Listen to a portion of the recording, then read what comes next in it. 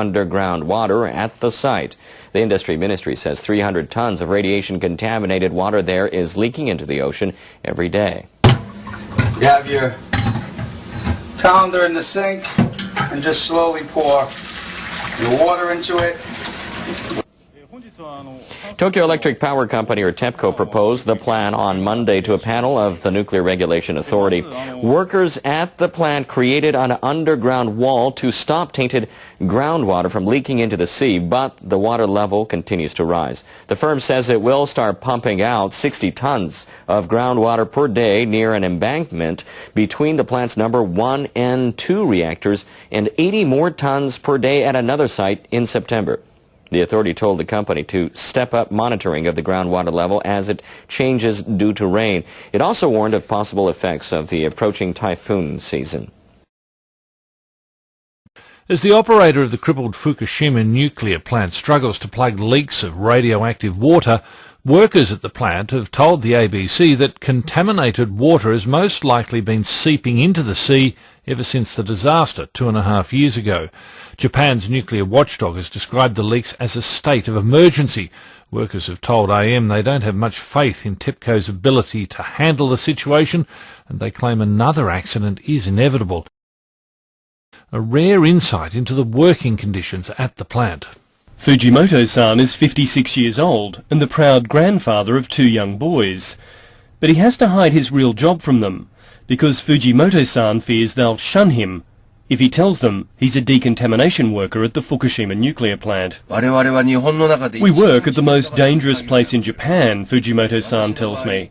Not only that, I work 12-hour shifts and only get paid 11,000 yen, he says. That's $125 a shift, or $10 an hour for working inside the crippled Fukushima nuclear plant. And if TEPCO caught Fujimoto-san speaking to me, he'd pay a much higher price than that. If TEPCO knew I was meeting with you, I'd be fired for sure. Speaking out is an act of suicide, he says.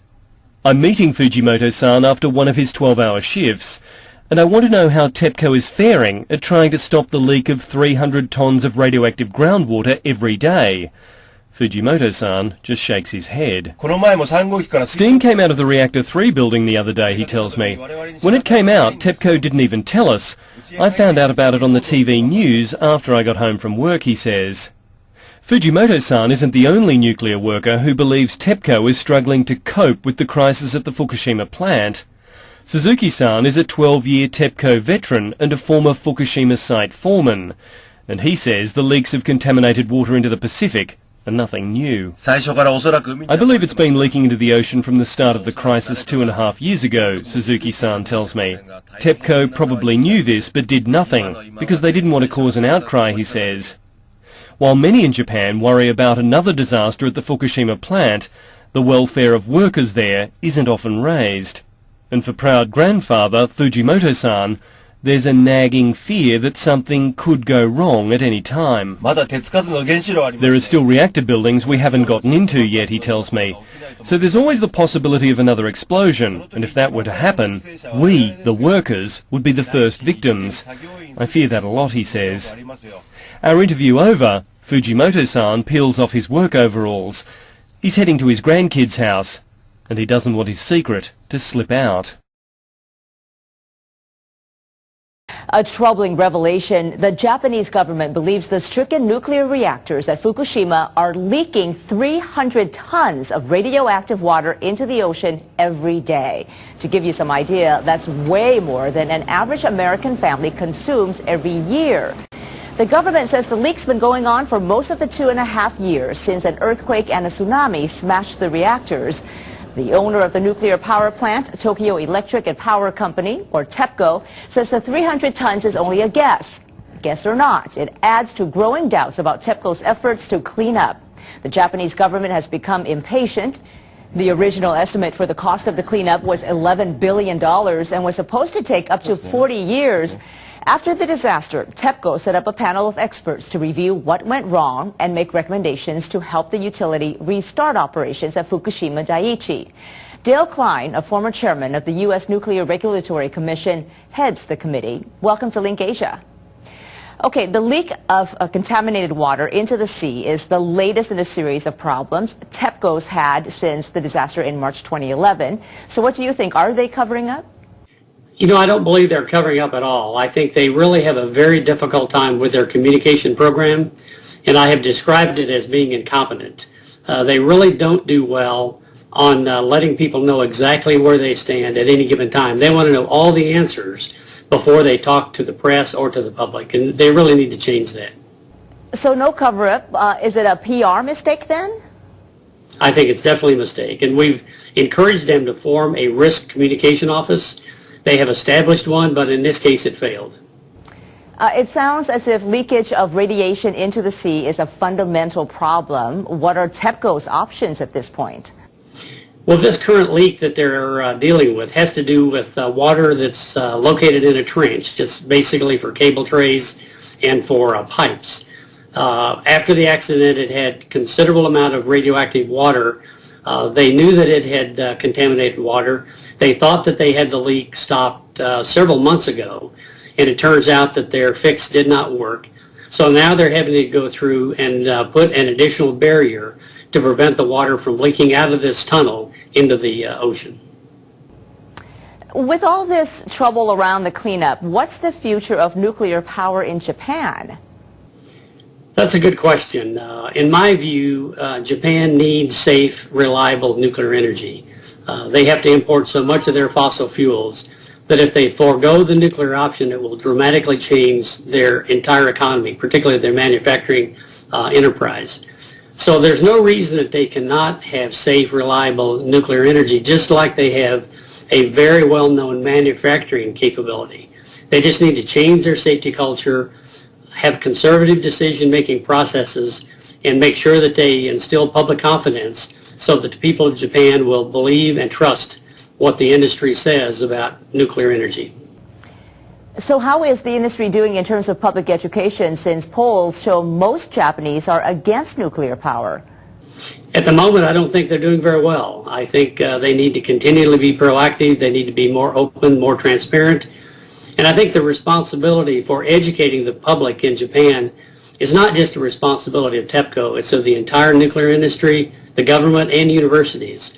It's very easy to let people say they don't want nuclear energy, but they really need to understand what their options are if they forego that option.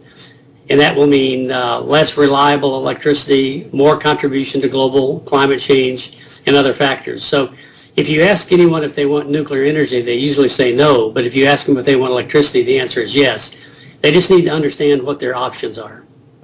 Okay, so still some tough challenges ahead. Thank you. Thank you very much.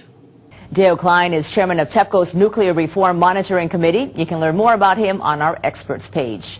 In other Asian countries, nuclear power's in trouble too. In South Korea, there are revelations that inspectors faked results of safety tests of reactor equipment.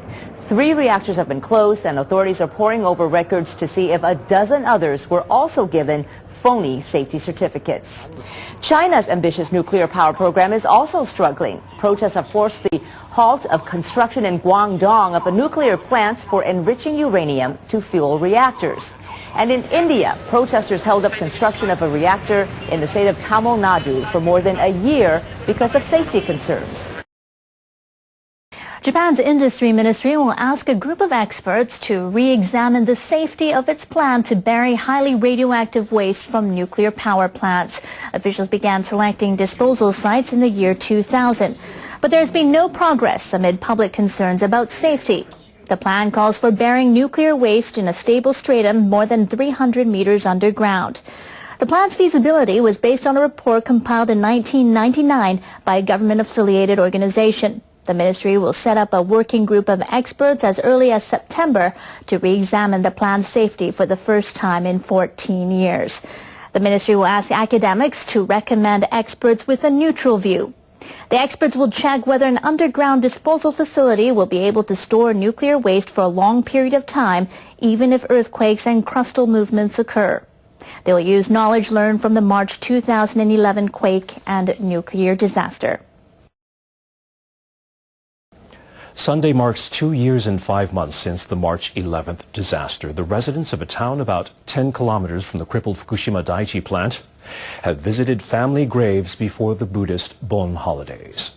Many gravestones were washed away by the tsunami and weeds have grown around the foundations. Some people had difficulty finding the graves. My dear, I'll come back next month to see you again. Sunday marks 2 years and 5 months from the March 11th disaster. A group of volunteers is searching for people still missing after the 2011 earthquake and tsunami in northeast Japan. Japan's modest recovery is creating greater demand for power. The country's energy consumption is set to mark its first year-on-year rise in 3 years. The Institute of Energy Economics forecasts Japan's energy consumption for fiscal 2013 will be up 0.7% from the year before. This is a reversal of 2 years of declines following the March 2011 disaster. The reason is the rise in power usage by retailers and hotels on the back of an economic recovery. Steel and cement plants are also using more energy as they ramp up production. Meanwhile, household energy use continues to drop thanks to power-saving efforts. Officials at the Institute say Japan's energy consumption may rise further in fiscal 2014 if the global economy continues to improve. When the fish all die and the lakes catch fire, will it be worth it then? And when the cancer rate's 90% or higher,